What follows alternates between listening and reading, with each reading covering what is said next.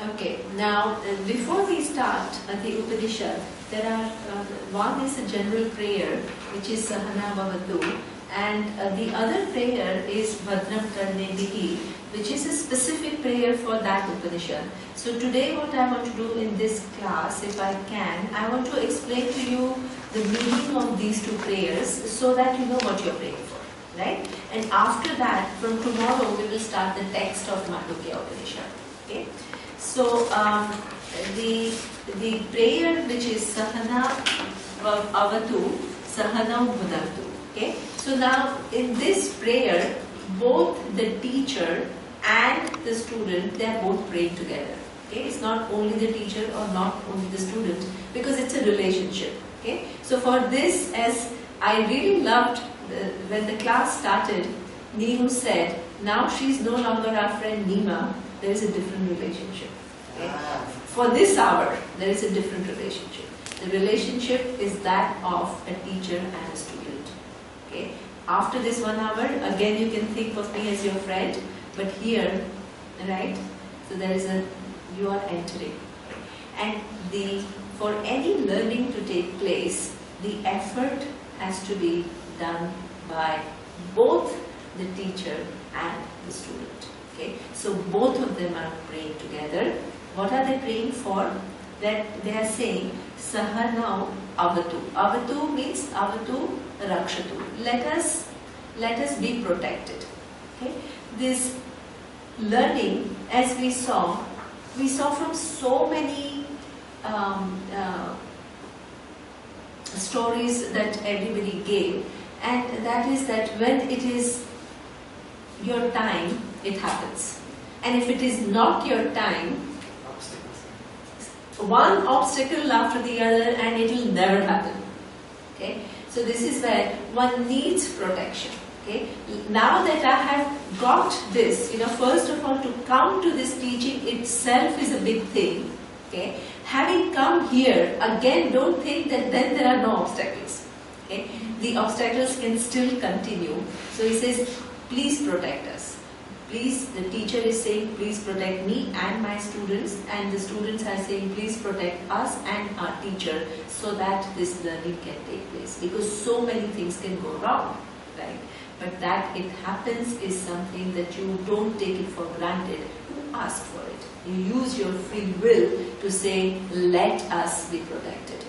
Okay? So that is, but you don't only want to be protected, you also want to be nourished, right? So he says, Sahanau Bhunaktu. Okay?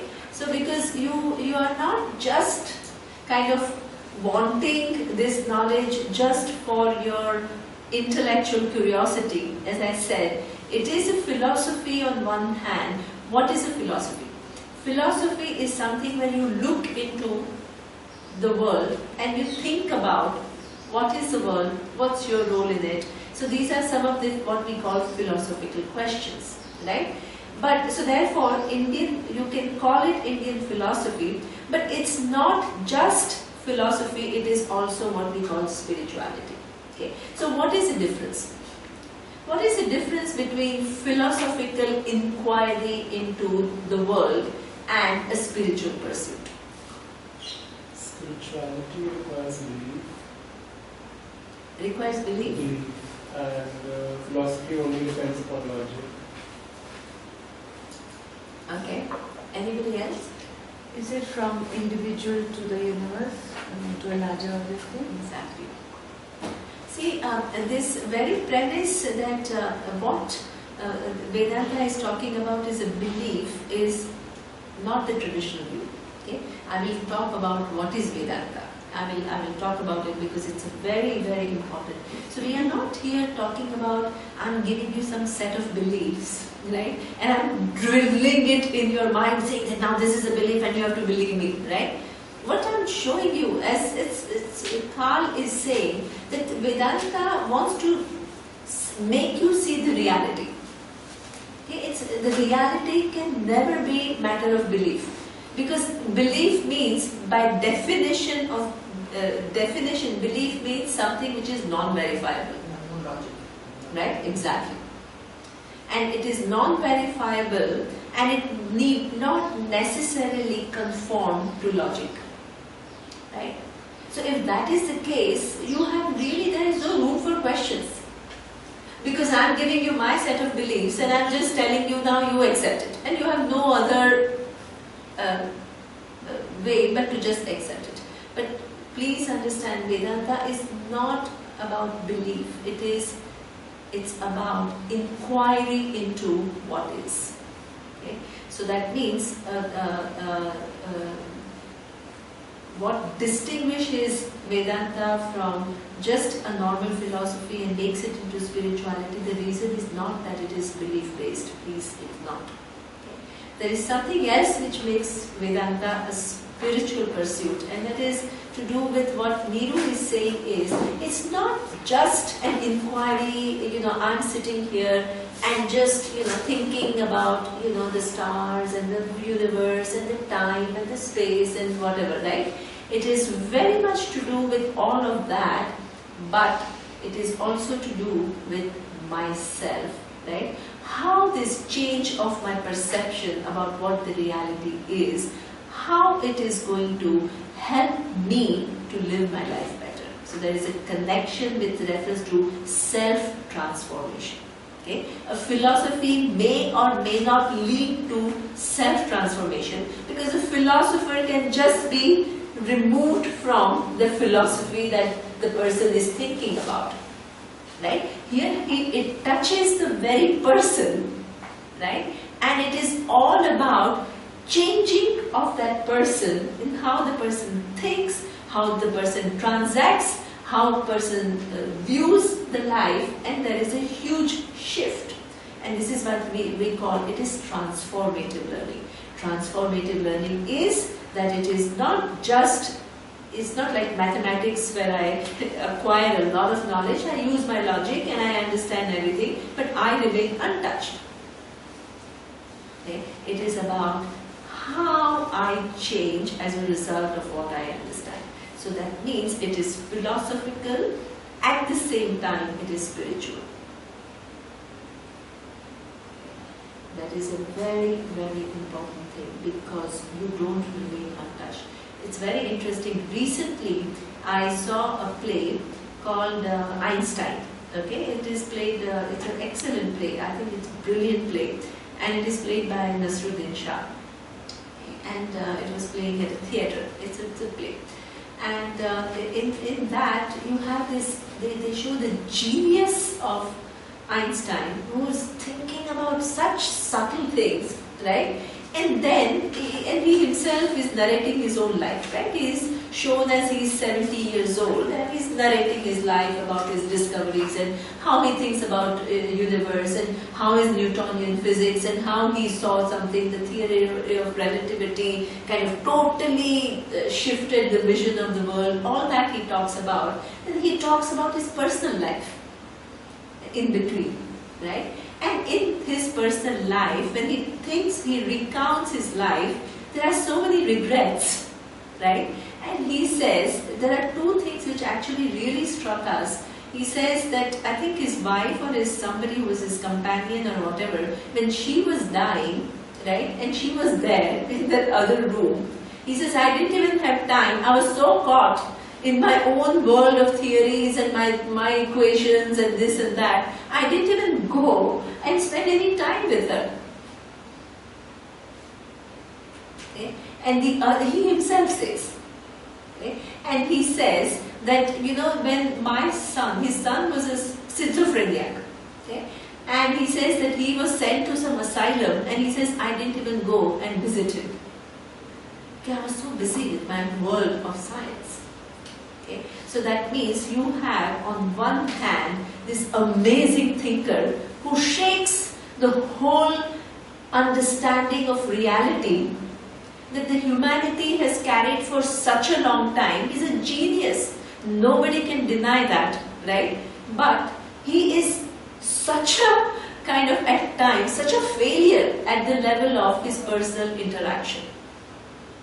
And this is what actually, this is at a very glaring level, but very often we see that, this, as Surya was saying this morning, It's not about a person. What I'm saying is it's a human trait, right? We are not criticizing. I mean, I think that's the last thing I want to do. What Surya was explaining this morning, okay, he says that he has this SP Jain is probably one of the top 5 business school, and they're all driven. This human, they GMAT score 700. They're doing extremely well. They have, and they're all driven. They want jobs with Google and Facebook, and that is their dream, and it's all drilled in, right? But when Surya talks about emotions and all, they are clueless. So you have, and now same MBA student is going to go enter the industry. He is going to become manager and then senior manager and then vice president, and maybe he'll become an entrepreneur and he'll become successful entrepreneur. So you'll have high achiever on one hand, but emotionally totally like a child. Okay. So therefore, and your being a child emotionally is something which is not a small thing, right? You say, so what? Because I'm successful, I have name, I have car, I have Mercedes Benz, I live in a fancy apartment and all. So what's my loss? Not being that emotionally healthy human being. It has a huge cost, a huge intangible cost. Because when people look at you and when they assess you, they most likely assess you by the kind of clothes you wear, the kind of cars you drive, the kind of houses in which you live, the kind of schools that you have gone to, okay? But they have no idea what you are going through.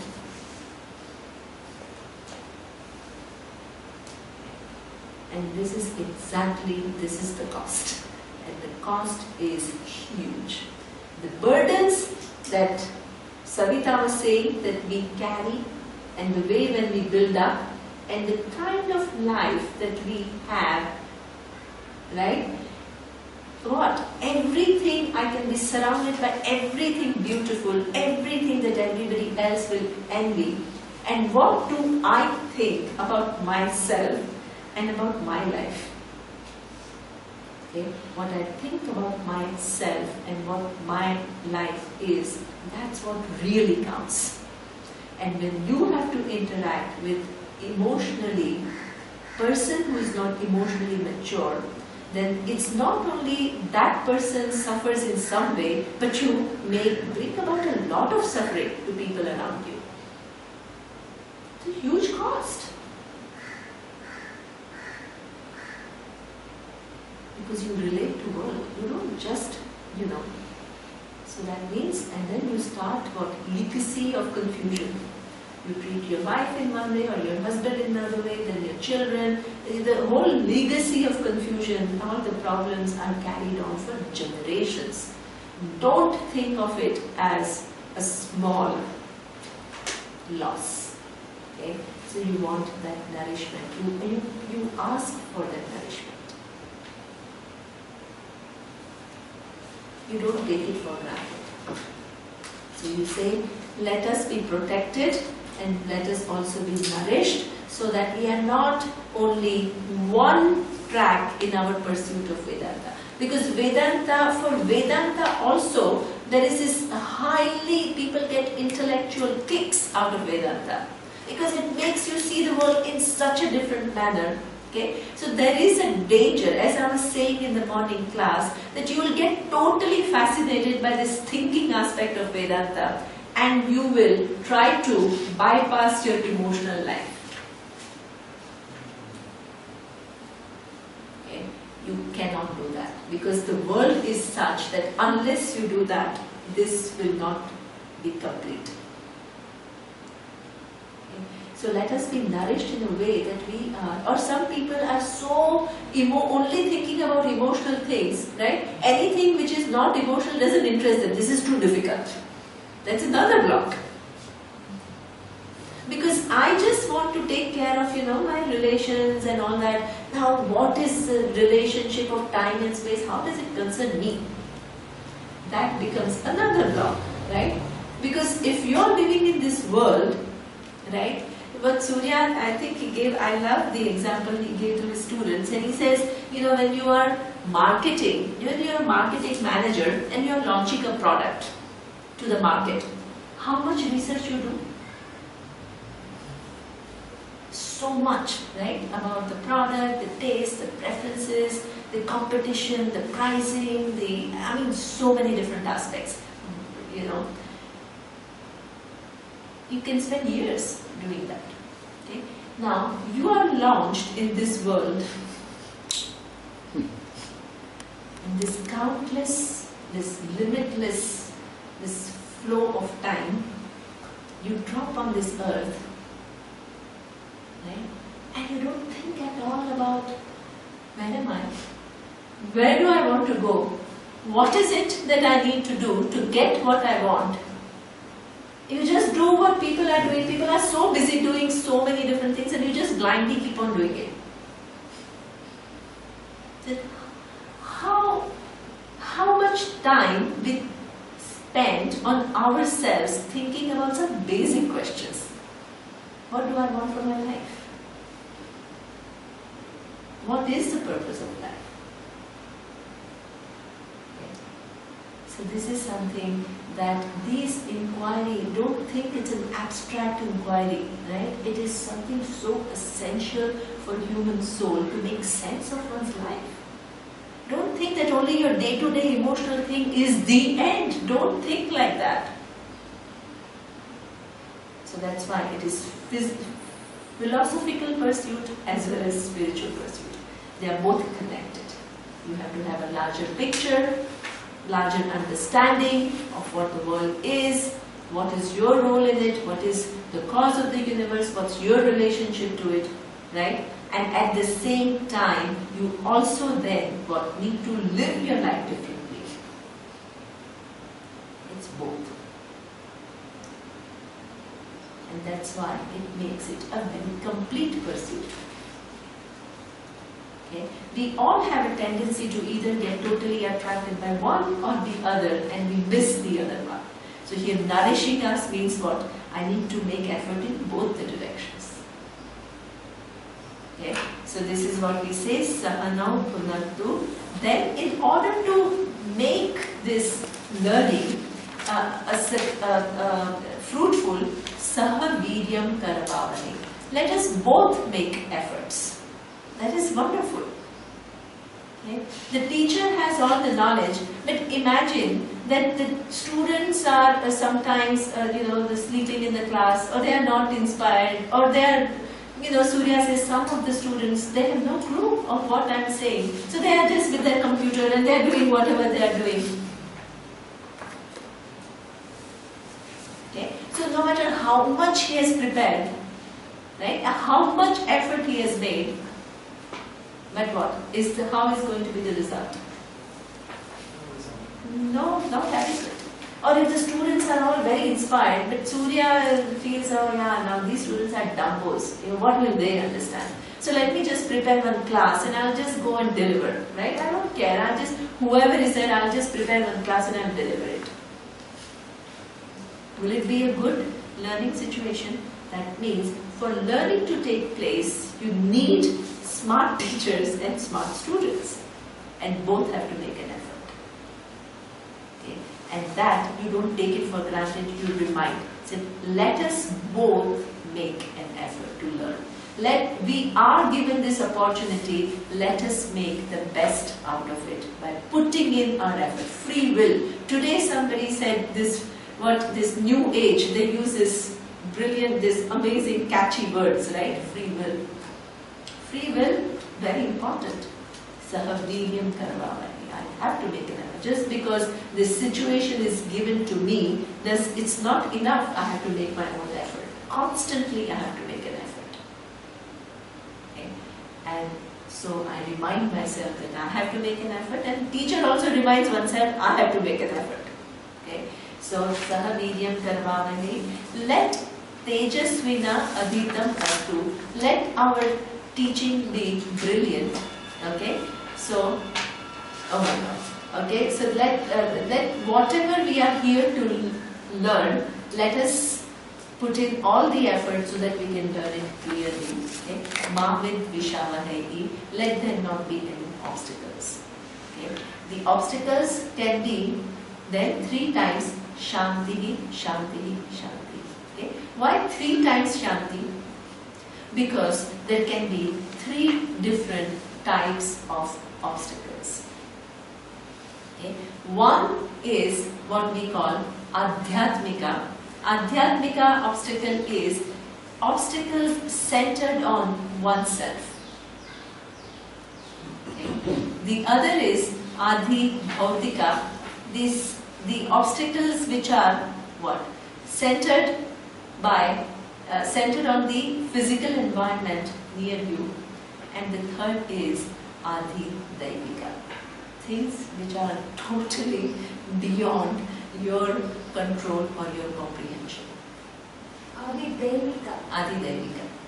Okay? So for all these... Adi Devika is beyond your control. Beyond your control. And you don't even sometimes see what they could be. Okay? So all the... at a much larger picture there can be some... And Adi Bhautik will be... all your physical environment around you. Okay? I'll give you an example of each one of them so you understand clearly what it means, right? I mean, there can be many examples, but I'll just give you a few. Okay? So, the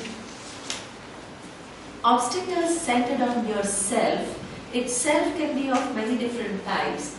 Very often, I think when you people are, Neeru tells me, Shona tells me, that we talk about Vedanta and people are really, they seem, oh wow, this is amazing, right? Then Neeru says, okay, then come to the class. They say, yeah, I'll come, and they never show up. What? While talking as though they are not very interested, right? And they probably genuinely are, right? It's not like they are putting up a show, right? But at the same time, when it actually comes to making the decision of going and making oneself available in this class, there is always maybe something else which then catches your fancy and then you say, no, I have to do this, so I won't go today. Then next time, oh, something else has come up and let me go out for a shopping and I will go. The third time you feel, oh no, I've missed so much, now I won't understand anything and I will go, right? So this is something which is self-imposed, right? Because you always have choice and you choose something else and then you say, okay, now I go. So that means that the obstacle is more coming from yourself. Okay? But even after coming to the class, right, it doesn't mean that all the obstacles are gone. Right? After coming to the class, sometimes you're tired and you fall asleep. Or that your mind is distracted and you think about, oh, I have to travel and then, oh yeah, what is my kid doing? And the mind goes from one thing to the other, okay, and is just not available to see what is being said. So that is again an obstacle. Okay. The third type of obstacle is even more subtle. Okay. Because in Vedanta, I think a lot of you said, a lot of Vedanta is about shedding. Shedding, giving up your notions and giving up your conclusions. Okay? That is amazingly one of the most difficult things to do. Okay? Your personal beliefs, your pet ideas, when they get questioned, okay? There is a lot of resistance. People don't realize it. Okay? So that means logically, even though they are proven to be not right, you still cannot give them up. Okay. So this is that is a huge, what we call a mental block. That means I am denying myself this learning by my own kind of a free will without even realizing it. And sometimes it can project, right? Sometimes it can project as some kind of a anger towards the teacher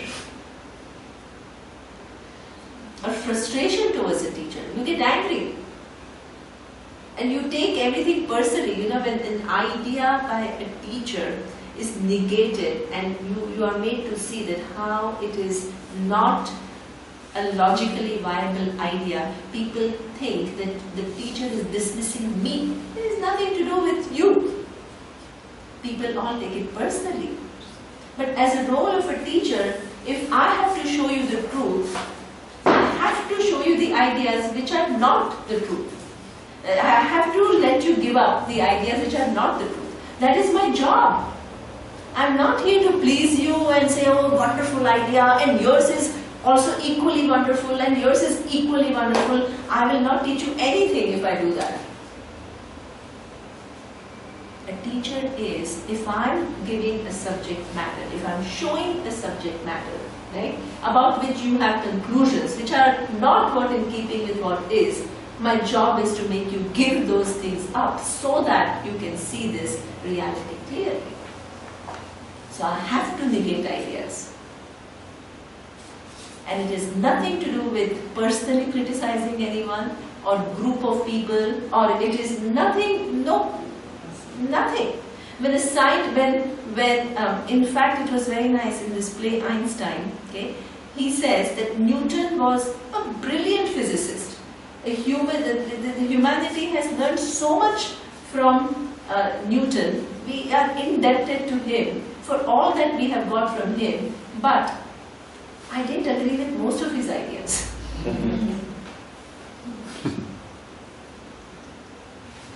He says he thought time and space was absolute, and I saw it very clearly that it's relative. Then he says time and space is relative. Is he criticizing Newton? He's not.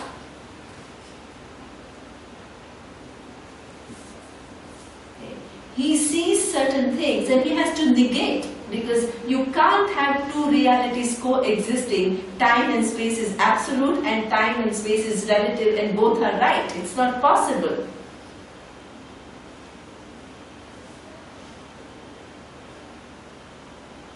So therefore, this so-called spiritual world, we all want to be very accommodative, and we all want to say, oh, everybody's right. And everybody has the right perspective. So that means somebody may be thinking God is somewhere else, right? And the other person may be thinking God is everywhere. And we say everyone is right. Now how is it possible?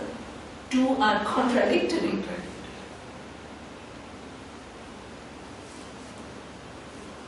So this whole thing about the starting point is never everything is right or everybody is right. The starting point is, let me find out what is right. And if I'm holding on to a wrong thing, I have to give it up. Okay? So this is where the obstacles that happen in learning are numerous and very subtle. Okay? So you're recognizing that, and you're asking that let there not be any of these obstacles centered on myself, which become an obstacle to learning. Okay? The second thing is Adi Bhautika. Adi Bhautika is very, very easy. I have a kind of a today's example. Okay? Now, Preeti is telling me that she really wanted to be part of this retreat from the beginning, because she thinks that it's very important to start, right? And so she left home at 5:45 in the morning to be here at 7, because she had decided she will be here at 7. Okay? Then there was what we call Adi Bhautika obstacle. So she used her will and she did what she had to do. Then her car met with an accident. Nothing to do with her, and nothing to do with her using the free will. Right? Totally unanticipated event. Okay? So this means that obstacles, and Neeru was the first one to say, oh my God, there is an obstacle there. Right? So that means this is what we call Adi Bhautika. Anytime anything can happen.